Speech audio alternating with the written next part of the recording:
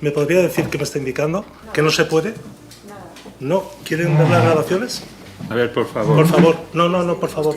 Yo ahora le pido a usted, por favor, la señora de atrás está hablando con el señor. Pero ¿de acuerdo? Perdóneme usted a mí, el que dirige esta comisión soy yo. Por eso le he pedido permiso. No, pero permiso, ¿qué le pasa a usted? Pues esta señora me está indicando que no se puede, ¿de acuerdo? Que no se puede lo de los cascos, ¿de acuerdo? Entérese. Yo cuando los cascos estarán aquí y entérese de lo que es. ¿De acuerdo? No vuelva, por favor, a indicarme, a decirlo absolutamente nada. Señor García, por favor. Es el que tiene que indicar. Señor García, por favor. Perdone, usted puede coger, ver las cámaras y si yo estoy Señor equivocado, García. recriminármelo. Señor García. Está en su derecho. Señor García. ¿Quiere apagar el micrófono, señor García? Lo primero. Se rompe todo.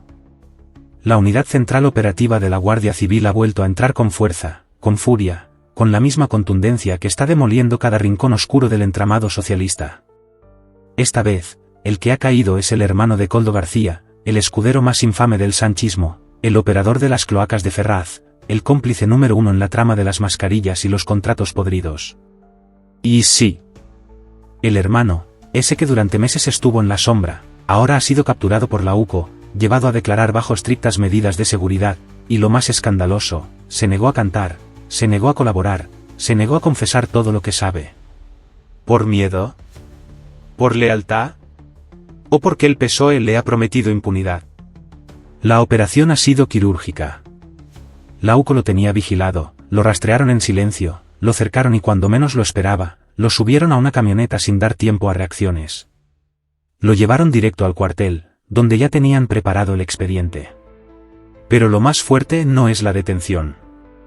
Lo más fuerte es el nivel de presión que se vivió durante el interrogatorio. Porque la Guardia Civil tenía ya en su poder conversaciones cruzadas, transferencias, imágenes y documentos que lo vinculan directamente con varias operaciones de desvío de dinero. No estamos hablando de un simple hermano, estamos hablando de un engranaje clave en la estructura de saqueo montada por Koldo García con el amparo de Ábalos, con el respaldo de Moncloa y con la complicidad de media estructura del PSOE. Y sin embargo, se negó. Se negó a colaborar. Se negó a soltar un solo nombre. Ni uno. La estrategia fue clara, callar y aguantar. Pero lo que no sabe o quizás sí lo sabe, pero ya no tiene escapatoria es que ya no depende de su silencio. Porque la UCO tiene los movimientos financieros. Porque tienen el cruce de llamadas. Porque tienen los contratos amañados. Y lo más grave, tienen testimonios de empresarios que lo vieron participar, coordinar y hasta presionar para que los pagos de las mordidas se realizaran en efectivo y bajo la mesa. No es un adorno, no es una anécdota familiar, el hermano de Koldo forma parte del epicentro de la trama. Los investigadores saben que esta negativa a hablar es temporal. Es una pose, una defensa desesperada. Porque la presión judicial es cada vez más brutal. Porque los informes están creciendo. Porque ya se están preparando nuevas órdenes de detención.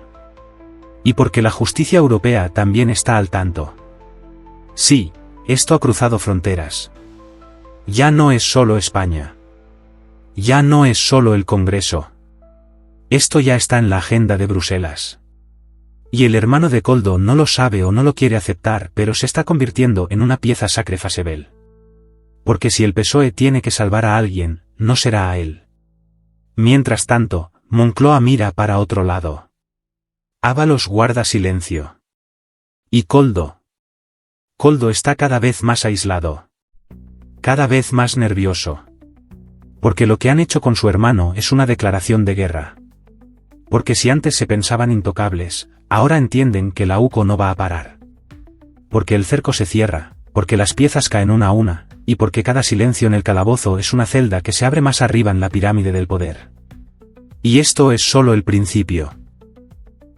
En primer lugar, señor Joseba García, casi tengo que agradecer su presencia en la comisión, porque últimamente a veces es hasta sorprendente si se va a venir o no.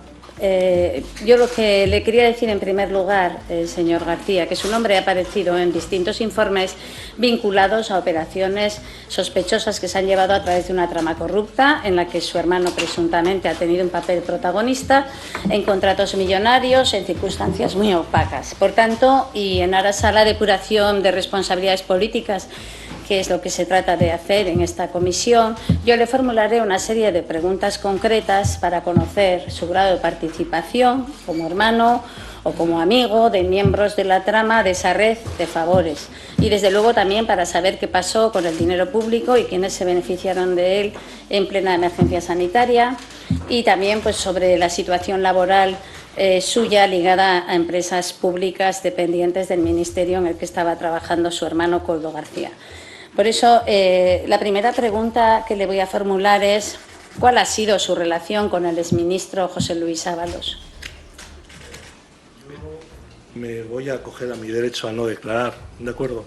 Ya que las preguntas que se van a realizar o las cuestiones que aquí se van a hacer están adjuntas a un procedimiento en el cual soy investigado, ¿de acuerdo? Y hasta que eso no se resuelva, no voy a hacer ningún tipo de declaración. Le agradeciendo ya de antemano pues lo que ha dicho, que yo vendré las veces que ustedes quieran, pero me tengo que acoger a mi derecho a no declarar, ¿de acuerdo? Pero obviamente entiendo que pueden seguir haciendo las preguntas que crean oportunas, pero me acogeré a ese derecho. Muy bien, yo bueno, la verdad es que no me ha sorprendido que diga que no va a declarar. Usted está siendo investigado, evidentemente. Tampoco creo que muchas de las cuestiones que yo le iba a formular afecten a su proceso judicial, porque son temas que lo que le digo que más nos interesan por saber cuestiones políticas que tienen que ver pues, con responsabilidades pues, de cargos políticos a los que nosotros tratamos pues, de someter a este control, que es para lo que se ha creado esta comisión de investigación. En cualquier caso, pues yo le formularé las preguntas que quisiera que estén. Si usted en alguna le apetece contestar, pues conteste. Lo que quería preguntarle, pues precisamente, si sobre el ministro José Luis Ábalos, si lo conocía usted antes de su etapa de ministro o si simplemente lo conoció a través de su hermano Koldo, si mantenían una relación fluida durante el mandato de ministro y si le consta que el señor Ábalos tenía constancia de las actividades contractuales en las que participaba su hermano Koldo. Y también quería saber cómo y cuándo llegó usted a trabajar en las empresas públicas de transporte en las que ha formado parte, que yo no sé si hay alguna diferente de INECO o de Enfesa. Y saber si usted vino a Madrid a esos trabajos ligado a su hermano Koldo o simplemente era otra circunstancia que luego bueno, pues, se pudieron juntar aquí. Quería saber si había sido su hermano Koldo García quien facilitó o promovió su entrada en las empresas públicas en las que trabajó, o si hizo alguna oposición, o incluso haciendo alguna oposición si verdaderamente fue enchufado por su hermano o no, si hubo un procedimiento. Quería saber también dónde trabaja exactamente ahora. Eso sería, no sabemos si está vinculado hoy a alguna empresa pública de transportes. No sabemos si sigue vinculado a Enfesa o no. Y también cuántos miembros de su familia están trabajando en empresas vinculadas al Ministerio de Transporte en la actualidad. También le quería preguntar por Jessica Rodríguez, que supongo que no hace falta que le pregunte si la conoce, porque también por lo que ha declarado ella, por lo que salen en los informes y por todo, parece ser que para usted sí que era una persona conocida y que además usted fue el responsable de supervisar sus trabajos cuando ella entró a trabajar en su etapa de INECO. Y hubiera sido interesante que nos aclarase cómo y quién le encargó que fuese usted el que hiciese esa supervisión sobre el trabajo de Jessica Rodríguez, cuando en realidad ella empezó a trabajar el 1 de marzo de 2019 en INECO y usted había empezado a trabajar un mes antes. y no sé quién le encargó la tarea y en qué consistía exactamente su tarea con respecto a sus trabajos. Porque parece ser que usted le firmó incluso un permiso de viaje a ella para que pudiera acompañar a Ábalos en ese mismo mes de marzo recién entrada a algún viaje a Hamburgo y a las Islas Baleares. Quería preguntarle si usted entonces era consciente de que ella tenía una relación con el ministro Ábalos y que iba en calidad de acompañante, o si creía, si había rumores en la empresa al respecto, o cómo estaba el tema.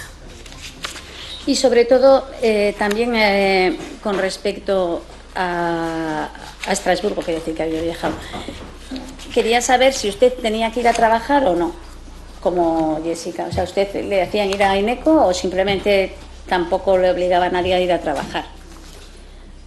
Quería saber, además, por qué usted sale y consta en un documento que han aportado los informes de la UCO, que se hizo cargo de 2 mensualidades del alquiler del piso de Torre España de Jessica Rodríguez, de 2.900 euros, y si sabía que su sobrina de 1 año, la hija de Koldo, también había pagado una mensualidad de esa vivienda.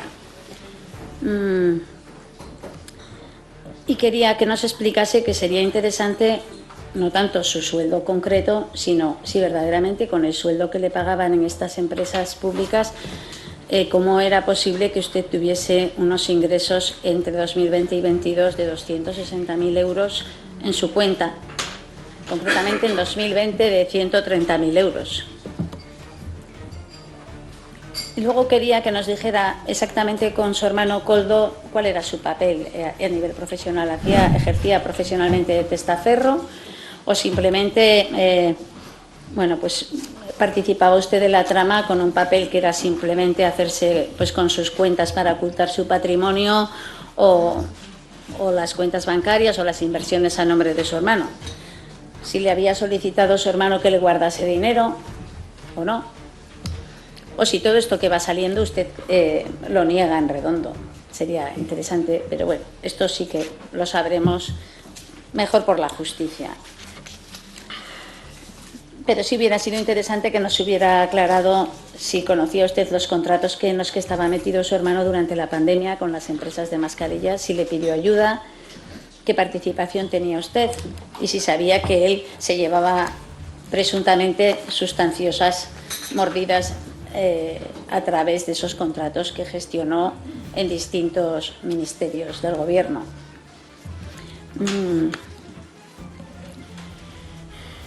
Quería saber si en este tiempo usted había tenido contactos con otros cargos políticos o funcionarios o simplemente usted estaba en una segunda fila con su hermano, pues tapando este tipo de cuestiones, ¿o no?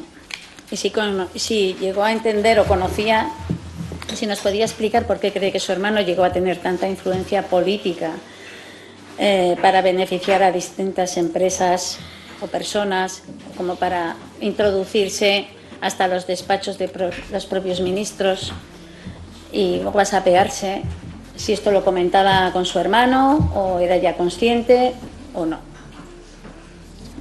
Y luego, sobre todo, pues si nos pudiese explicar en esta comisión la evolución de su patrimonio en los últimos años, si se corresponden en algún caso con alguna actividad laboral o alguna otra cuestión entre sociedades, bienes inmuebles, cuentas que tiene, porque parece ser que, según dice la Fiscalía Anticorrupción, pues entre usted y su exesposa ingresaron 1.574.000 euros entre 2017 y 2022. Entre transferencias, ingresos por nóminas, pensiones, préstamos, créditos, etc. No sé si de esto pues nos podría aclarar algo o no. Pero también usted realizó transferencias a su hermano en 2020 de 97.000 euros. Queríamos saber si nos pudiese decir de dónde procedía esa cantidad de dinero y en concepto de qué le da uno a su hermano casi 100.000 euros. Y con respecto a Víctor de Aldama, pues también cuál era su grado de conocimiento y de relación con él, porque parece que mantenían una reunión al mes, usted y el señor de Aldama, entre septiembre del 21 y septiembre del 22. Aunque usted dijo en la sede judicial que era mentira, parece que la UCO dice que en un informe lo hace constar y no sé, podía aclararlo si quiere.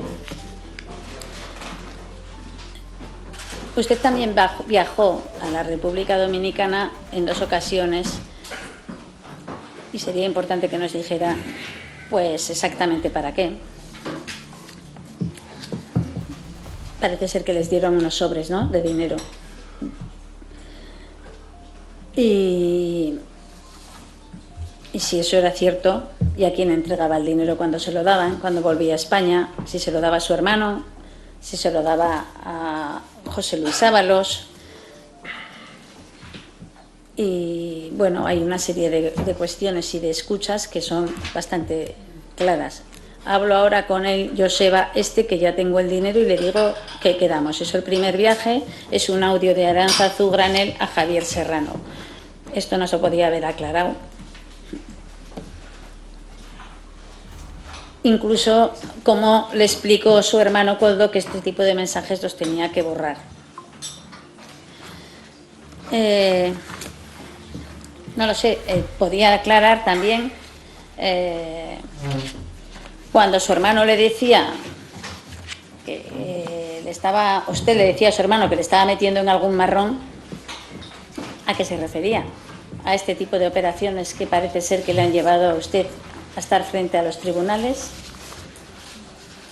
aunque uno meterse en un marrón cuando sabe que está tocando tanto dinero tiene que hacerlo casi conscientemente. Quería saber que nos explicase aquí qué grado de conciencia tenía usted sobre las operaciones que estaba facilitando que hiciese su hermano y que hiciese la trama del caso Coldo. Y por mi parte, pues no le voy a preguntar nada más. Nada más, gracias. ¿Ha terminado? Bien. Pues Sí. nada, lo dicho anteriormente, me acojo a mi derecho a no declarar, pero muchas gracias por las preguntas y sintiéndolo mucho, me acojo a ese derecho. Gracias. Yo le hubiera agradecido más que hubiera habido respuestas, pero Yo también agradezco muchas cosas, pero le agradezco la educación, por favor. Muchas gracias. Muchas gracias, señora Caballero. Señor Gordillo, tiene usted la palabra. Muchas gracias, señor presidente. Buenas tardes, señorías. Buenas tardes, señor García. A mí, verdaderamente, no me sorprende, al contrario que a mi compañera, su señoría la senadora Caballero, que usted haya acudido aquí. Porque, claro, estando usted inmerso, como presuntamente está, en esta sucia trama que investigamos en esta comisión de investigación, las responsabilidades políticas derivadas de la misma, hubiera sido, no acudir ante esta comisión sin un motivo justificado, pues hubiera sido echar una responsabilidad más sobre sus hombros, una responsabilidad que hubiera podido ser un ilícito penal sobre sus hombros, que ya tiene usted bastante cargados presuntamente por su comportamiento durante los años que investigamos.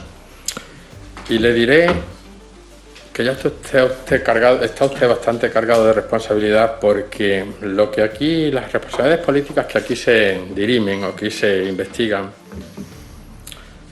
son a raíz de una situación que vivió nuestra patria, que vivió España, en la cual muchos españoles, más de 100.000, morían en unas circunstancias dramáticas, en soledad, mientras los españoles estábamos encerrados ilegalmente por el gobierno de Pedro Sánchez, mientras los españoles pasaban un auténtico calvario, tragedia agravada por la peor gestión que se pudiera imaginar de la pandemia, pues hubo personas, entre las que presuntamente se encuentra usted, que se dedicaron, pues a hacer movimientos sospechosos de dinero, según los informes policiales y judiciales, presuntamente a llevárselo para sí mismos, y también pues a otras actividades bastante llamativas, como por ejemplo promocionar o enchufar abiertamente a personas pues amigas o conocidas de, bueno, pues de nada más y nada menos que de ministros del gobierno, ¿no? Con graves responsabilidades en el gobierno.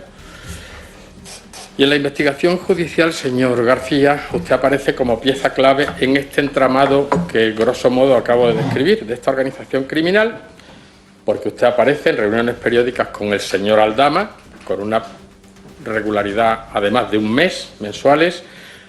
Usted aparece citado en ingresos de su, bueno, en ingresos en cantidades, en cuentas que no corresponden con los ingresos por su trabajo, que usted, por cierto, creo que trabajaba en INECO, transferencias a su hermano de usted, al señor Koldo García Izaguirre, y a doña Patricia Uriz, su cuñada, la señora de su hermano, de Koldo García Izaguirre, que compareció aquí el otro día en un sainete de embozada. Todo esto está convirtiéndose ya en una cosa bastante peculiar. Usted ha ido a viajes a la República Dominicana, donde al parecer se le han entregado determinadas cantidades de dinero. En fin, todo es, según las investigaciones, insisto, judiciales y policiales, pues son actividades claramente que en caso de demostrarse ciertas, por ahora estamos en presunción, pues serían constitutivas de graves delitos, ¿verdad? Agravados, insisto, una vez más, por las circunstancias dramáticas que vivía España. Y su hermano, el señor Koldo García Izaguirre, era el brazo ejecutor del ministro, del exministro, entonces ministro y exministro hoy en día, el señor Ábalos, en todos los ámbitos de su actividad, no solo pública, como gestor del Ministerio de Transporte para los contratos del COVID y otras actividades, sino también en el ámbito privado para garantizar, bueno, pues la comodidad, vamos a decirlo así, de las relaciones personales del exministro, viajes, etcétera, etcétera. Y claro, yo tenía preparadas para usted unas preguntas, aunque ya sospechaba yo que usted no iba a contestar a nada, como ya se ha visto en otros comparecientes ante esta comisión que se amparan en su derecho a no declarar por estar bueno, pues siendo investigados en causas penales, pero no obstante no voy a renunciar a hacerle algunas observaciones que, si usted no me contesta a ellas, bueno, pues yo me veo en mi derecho y en mi obligación de planteárselas, y algunas preguntas que, si usted cambia de criterio durante el tiempo que tendré este diálogo, o que más bien será monólogo con usted, pues muy señor mío si me contesta, y se lo agradeceré muchísimo. Así pues, yo lo que querría saber es, en estas reuniones mensuales que usted mantuvo con el señor Víctor de Aldama, que es uno de los principales actores de esta parte de este entramado que aquí investigamos, ¿qué objeto tuvieron estas reuniones? También querría saber, respecto de una cuestión que puede parecer menor, pero que es sintomática del ambiente sórdido y de nepotismo y de corrupción que ha envuelto toda esta trama, que es el asunto de doña Jessica Rodríguez, una señorita que ofrecía, al parecer, y siento tener que hacer referencia a ello, pero es que es así, ¿sí? No es denigratorio, es que simplemente esta señora ofrecía sus servicios de compañía en medios públicos. El señor Ábalos requirió sus servicios, al parecer, y luego pues ha sucedido todo lo que ha sucedido, ¿no? O parece que ha sucedido. Y una de las cuestiones es el asunto del famoso piso en la Plaza de España, aquí al lado. Al parecer, esta señora vivió durante un periodo prolongado de tiempo en un piso de lujo, tan de lujo como que la renta eran cerca de los 3.000 euros, aquí al lado, y la renta de este piso era pagada pues por varias personas y varias empresas, vinculadas naturalmente con el señor Víctor de Aldama, porque hay cantidades de 16.646,30 euros transferidos por don Luis Alberto Escolano, que es socio del señor Aldama, o era socio en aquel entonces, otros por Serma Elecom, también administrada por don Luis Alberto Escolano. La primera era personalmente, don Luis Alberto Escolano pagaba la renta directamente. Esta segunda, 54.528, la pagaba Serva Elecom, administrada por don Juan Luis Alberto Escolano, 2.781 por doña Isabel García Hernando, esposa del señor Escolano, y otros 8.343 euros por la mercantil Júpiter 2100 a 2050 Sociedad Limitada, administrada por la esposa del señor Escolano. Y luego hay dos pagos hechas, uno por usted, de 2.901,38, transferidos por don Joseba García Izaguirre personalmente, y otro por doña Erika Uriz García, que es la hija de su hermano, es decir, su sobrina, hija del señor Koldo García Izaguirre.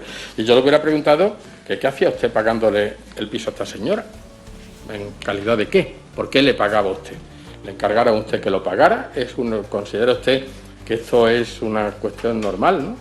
Y luego, esta señora estaba trabajando, por decirlo de alguna manera, en INECO, después pasó a Traxatec, pero durante el contrato con INECO, esta señora, al parecer, no tenía ningún manejo del ordenador y usted la ayudaba, de alguna manera, según parece, a que justificara sus jornadas de trabajo cuando jamás asistió a su puesto de trabajo, ni trabajó, ni siquiera teletrabajó, porque parece ser que regaló o cedió o prestó su ordenador, no suyo, sino de la empresa INECO, a una compañera para que al mantenerse abierto pareciera que lo estaba utilizando ella.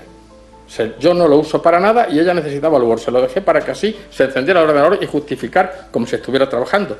En fin, le hubiera preguntado qué sabe usted acerca de todo esto, porque usted le confirmó a esta señora, Jessica, que estaban justificadas las jornadas de trabajo diciendo ya está hecho el parte de esta semana, todo al día. No sé yo si era usted su supervisor en INECO, de doña Jessica, qué gestiones o qué trabajo desempeñaba usted ahí y qué relación la unía con doña Jessica y por qué le firmaba los partes de trabajo, y en fin, y qué sabía usted también, ¿no?, de los ingresos de esta señora, ¿no?, que al parecer con su puesto de trabajo no podía atender, porque pagar un piso en la Plaza de España, en fin, gracias a la política del Partido Socialista hoy ni en ningún sitio, ¿no?, se puede casi un español pagar una vivienda, pero vamos, en la Plaza de España ya es sangrante. En fin, bien, y después pasaría a preguntarle acerca de los pagos que a usted se le hicieron, al parecer, en la República Dominicana. Yo le hubiera preguntado si se reunió usted, o conoce usted, a doña Aránzazu Granel Barbadillo, empleada, hombre, doy por hecho que a don Víctor de Aldama lo conoce usted, puesto que ya le he dicho que se reunió usted periódicamente con él, o sea que la pregunta va de suyo, como se suele decir. Pero con doña Aránzazu Granel Barbadillo, que era empleada de los laboratorios Pronalab en la República Dominicana, y según informe de la Unidad Central Operativa de la Guardia Civil aportado al sumario del caso, era la persona que presuntamente se habría encargado de traer a Madrid, según dice la UCO, fardos de dólares, como de repartir miles de euros en efectivo en la República Dominicana. Pues le hubiera preguntado si conoce usted a esta señora y si usted tiene conocimiento o tenía conocimiento de esto que la Unidad Central de la Operativa de la Guardia Civil aporta y asegura. ¿Y qué pintaba usted en medio? ¿Cuál era su función? ¿Para quién trabajaba usted? ¿Quién le encargaba a usted que fuera a la República Dominicana a por fardos de billetes? Porque es que esto ya parece, no sé, por a decir un símil actual, esto parece Breaking Bad, vamos, con fardos de billetes, no sé. En fin, y la UCO señala asimismo que la presunta trama corrupta repatrió a España, y lo dice así, grandes cantidades de dinero en efectivo desde Santo Domingo y desde Miami. Y concretamente, la señora Granel, doña Aránzazu Granel, declaró el miércoles 2 de abril pasado en el Tribunal Supremo que le dio a usted personalmente, hasta $20.000 en efectivo. Dice ella, a Joseba García, hermano de Koldo García, que es usted, en la República Dominicana por orden de Javier Serrano, de don Javier Serrano, el cual ha confirmado en su declaración, también como testigo, que lo hizo a su vez por orden del señor Víctor de Aldama. Pero el señor Serrano dice que en una sola ocasión. La señora Granel asegura que fueron más veces. Y ni el señor Serrano ni la señora Granel dicen saber para qué le pagaban estas cantidades a usted. Dice la señora Granel concretamente, yo nunca preguntaba, dijo ella. Y la UCO, por su parte, sospecha, y es una sospecha de la UCO, que esos pagos en realidad iban dirigidos a don Koldo García Izaguirre. Claro, alguien que paga $20.000 suele darlos a cambio de algo, vamos, digo yo, no los va a regalar. Entonces, yo le hubiera preguntado si usted sabía para qué o para quién era este dinero, porque vamos, yo tengo el convencimiento moral de que usted sabía perfectamente cómo funcionaba toda esta trama. Y no me extraña nada que usted no conteste, porque claro, en fin, ¿qué respuesta va a dar usted? Si estas son cuestiones que la Unidad Central Operativa de la Guardia Civil tiene, parece ser sólidamente argumentadas. ¿Para qué le daban ustedes $20.000, señor García? ¿Con qué fin? ¿Para quién eran? ¿Para qué fines eran? ¿A cambio de qué?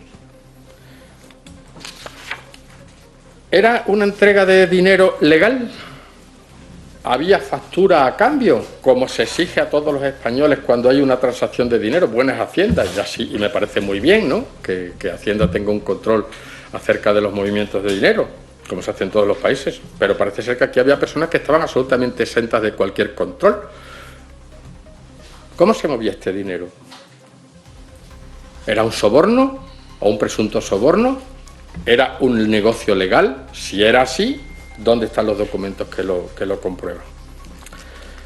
En fin, yo nunca preguntaba, dice la señora Aránzazu Granel.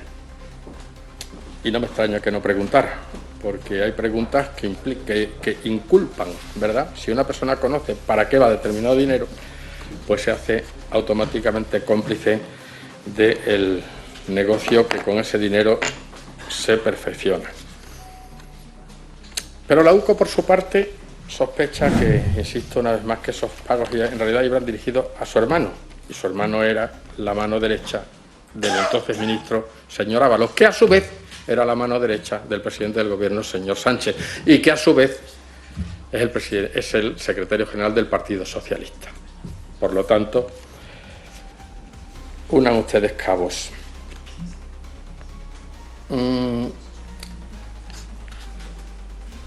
Otra cuestión que le quería preguntar, y al parecer es usted miembro activo de la UGT, y sabiendo que el exministro Ábalos era en esa época el número 2, como he dicho antes, del Partido Socialista y persona de la total confianza del presidente Sánchez, pues quería saber si usted actuó en algún momento, porque como no sabemos en calidad de qué actuaba usted, si actuaba como emisario de la UGT, porque siendo usted miembro del sindicato, pues todo es posible.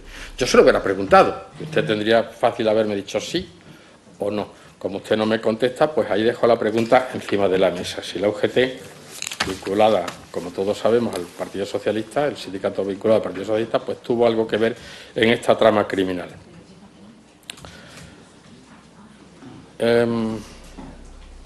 También querría subrayarle que hay un informe, en el mismo informe de la UCO se revela que don Ignacio Díaz Tapia, al que usted conocerá seguramente, le hubiera preguntado si lo conoce usted, como no me contesta, pues doy por hecho que lo conoce, estuvo en la República Dominicana el 29 de junio del 2021 y mandó una nota de voz a un grupo de WhatsApp compartido con don Víctor de Aldama con un mensaje en el que hablaba de guardar todos los euros para repatriarlos a España. Y aseguraba que no se había pagado a nadie de los españoles en el mes de junio. Claro, todo esto es lenguaje para iniciados, ¿no? Es decir, hay que desentrañar el sentido exacto de las palabras, de los mensajes que se mandan entre ustedes o se mandaban entre ustedes, porque ustedes sí estaban completamente, digámoslo así, en el ajo del negocio que se traían entre manos, ¿no?, presuntamente. Pero claro, yo le hubiera preguntado por el sentido exacto de estas palabras, ¿no? ¿Qué cantidad constituían todos los euros que había que repatriar a España? Y una vez repatriados en España, ¿a dónde iban a parar? ¿A qué bolsillos? ¿Para quién era? Si eran para el señor Ábalos, si eran para alguien vinculado al señor Ábalos que está por encima de él, que podía ser perfectamente el presidente del gobierno, podría ser, o podría no ser, o por debajo del señor Ábalos, que podría ser su hermano, o podría ser usted mismo, o podría ser su familia, en fin, cualquier persona, ¿no? Yo le hubiera preguntado a quién iba destinado este dinero que se repatriaba a España, porque estoy convencido de que usted lo sabía. Y en otra conversación, don Víctor de Aldama pues le cita exacta y precisamente usted, y cuenta a don Ignacio Díaz Tapia que el domingo, y entre comillas, va el hermano de K, se supone que es su hermano de usted, el señor Koldo García Aguirre, porque no hay otro hermano de K en esta trama que aquí describimos, pues que usted iba a República Dominicana y no quería líos. Bueno, pues también le hubiera preguntado qué líos preveía usted que podía haber en esto, ¿no? Porque generalmente cuando una persona va encargada por el, digamos, el secretario de un nada menos y nada más que un ministro y número 2 de uno de los partidos más importantes de España, pues hombre, se supone que va a negocios legales, ¿no? Cuando no quiere líos es porque se sospecha que puede haber algo irregular, ¿no? Entonces, le hubiera preguntado yo de qué líos preveía usted que podía haber en todo esto, ¿no? Y bueno, y me hubiera empezado también a preguntarle si era usted naturalmente el hermano de K y si K es su hermano Koldo, ¿no? Bien, pues también hay algunas frases llamativas que usted me podría haber aclarado, ¿no? Porque es que esto es un lenguaje que bueno, bueno, a quienes escuchen esta comisión pues les llamará la atención. A ver, decía, Aldama da la orden a Díaz Tapia y a sus dos socios de mirar los tickets que tienen en República Dominicana. Y la UCO cree que con ese término de tickets se referían a billetes de curso legal. No sabemos si dólares, euros o qué.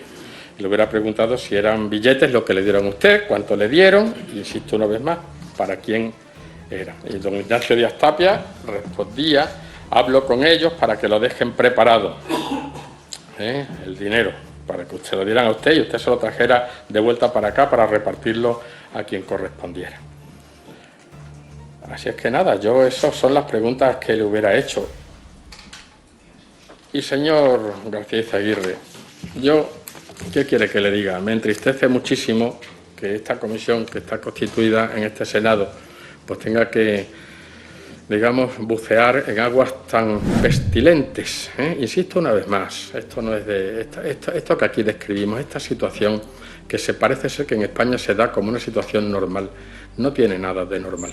Esto, y es una reflexión que le hago a usted como ciudadano español, aunque implicado en esta trama, y se lo hago también a quienes puedan escuchar desde sus hogares, porque esta comisión se da en abierto, que reflexionen acerca de si esto, mientras nuestros compatriotas morían, aquellas personas que hayan perdido a sus seres queridos en la pandemia, mientras morían los españoles y mientras España las pasaba canutas, había personas que se dedicaban a enchufar gente, a llevarse el dinero, a traérselo en fardos desde la República Dominicana, a llevárselos a la República Dominicana sin ningún control, a hacer negocio con el material sanitario que era imprescindible para los españoles, a prohibir que las comunidades autónomas en un principio los compraran para centralizar las compras, y visto lo visto, se puede sospechar que era también para centralizar las comisiones.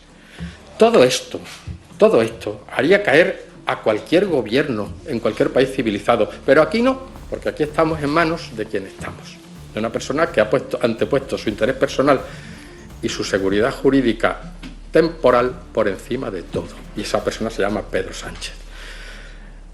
Y vaya esta reflexión que lanzo al aire, y se lo digo también a mis compañeros del Grupo Socialista, si se me permite dirigirme a ellos brevemente.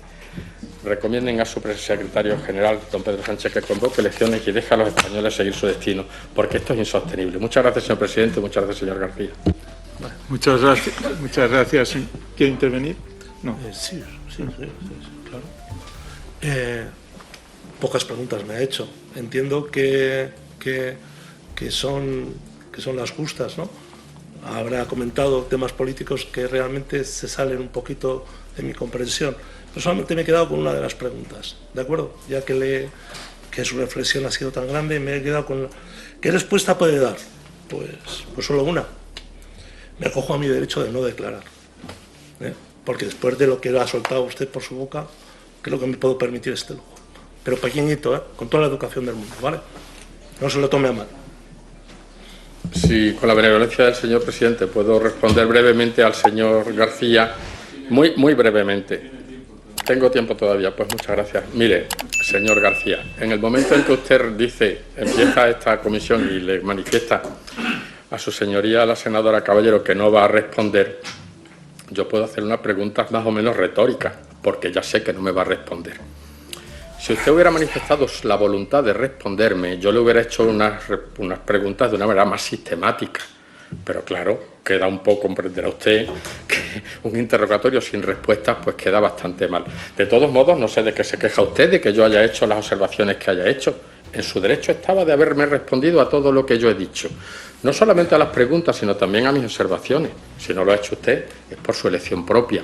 Y yo, naturalmente, como senador del Reino de España que soy, pues estoy en el derecho y en la obligación de manifestar mi opinión y mis preguntas.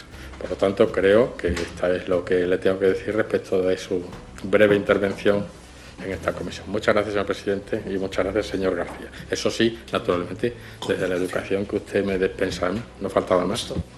Que no falte. No voy a contestar. Muy bien, muchas gracias. Por Esquerra Republicana de Cataluña, señor. Sí, gracias, presidente Suárez. Como ya le he comentado, sustituyo el titular de la Comisión de Investigación por Esquerra, que es el senador Queralt. Hoy, día de Sant Jordi, día del libro y de la rosa en Cataluña, un día muy importante para mi país y para mi cultura. Me gustaría utilizar el catalán en esta comisión. Seguro que me entenderían perfectamente. No sé, presidente, si me da usted autorización para poder hacerlo. Lo que está ocurriendo en estos momentos con el hermano de Koldo García es mucho más que un interrogatorio fallido. Es la confirmación de que el entramado corrupto del PSOE está hecho de silencio, lealtades compradas y pactos de impunidad. Porque este hombre no es un simple familiar. No es un secundario en esta historia. Es un engranaje clave en la maquinaria que se montó para desviar millones durante la pandemia, para beneficiar a empresas fantasmas, para canalizar dinero público hacia bolsillos privados mientras la gente moría sin mascarillas. Y ese silencio ensordecedor que mantuvo ante los agentes de la UCO no es un gesto de valentía ni de inocencia.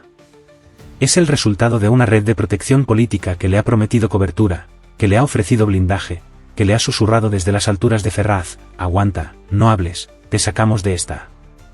Y ahí está el verdadero escándalo.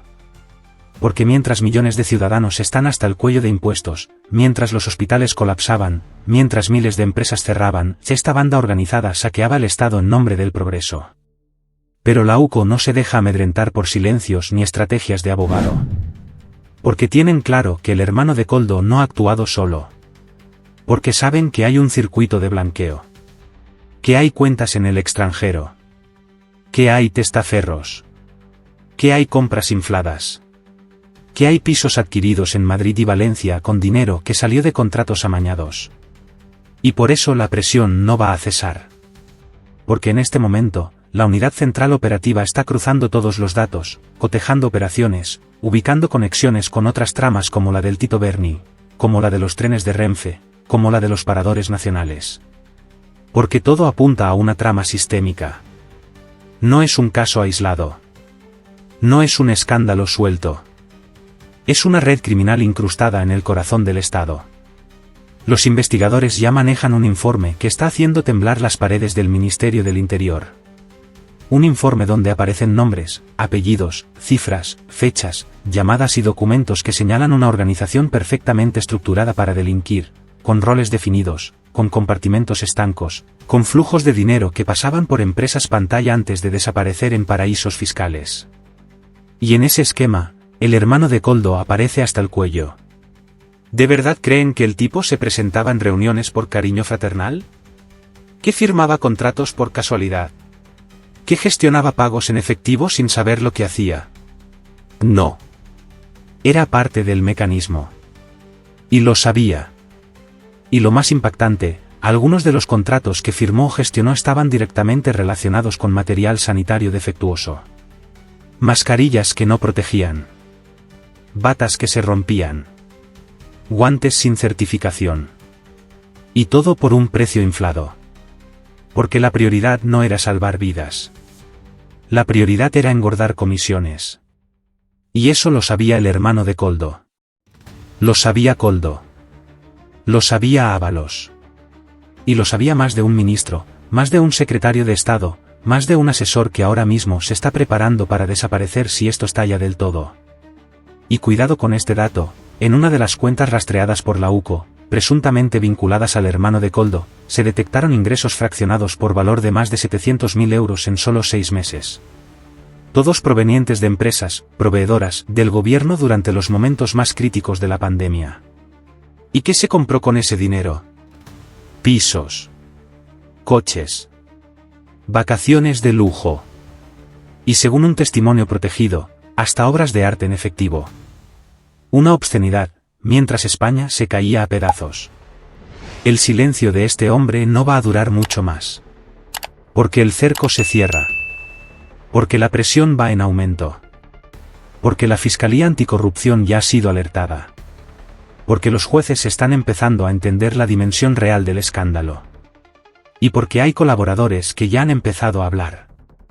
Empresarios que fueron presionados. Funcionarios que recibieron órdenes directas. Intermediarios que cobraron su comisión y ahora no quieren comerse la cárcel por proteger al PSOE. Y aquí viene el giro más peligroso, la UCO ya maneja la hipótesis de que el hermano de Koldo estaba involucrado en la destrucción de pruebas. Se le relaciona con una red de borrado de discos duros, con la manipulación de correos electrónicos y con la compra de silencio de ex empleados. Porque si hay algo que temen los peces gordos de este escándalo es que los hilos tiren hasta Moncloa. Y lo están haciendo. Cada declaración, cada movimiento, cada documento lleva un paso más cerca al corazón del poder. Y mientras tanto, los medios afines callan. RTV, La Sexta, los grandes diarios financiados por las subvenciones de Sánchez, ocultan, maquillan o ignoran lo que está ocurriendo. Y eso es parte del problema. Porque sin periodismo independiente, sin medios valientes, esta red seguiría creciendo. Pero gracias a las filtraciones, gracias al trabajo de la UCO, la verdad empieza a salir a la luz. Y lo que se viene ahora, es mucho más grande que una simple detención. Porque si el hermano de Koldo cae, no va a caer solo.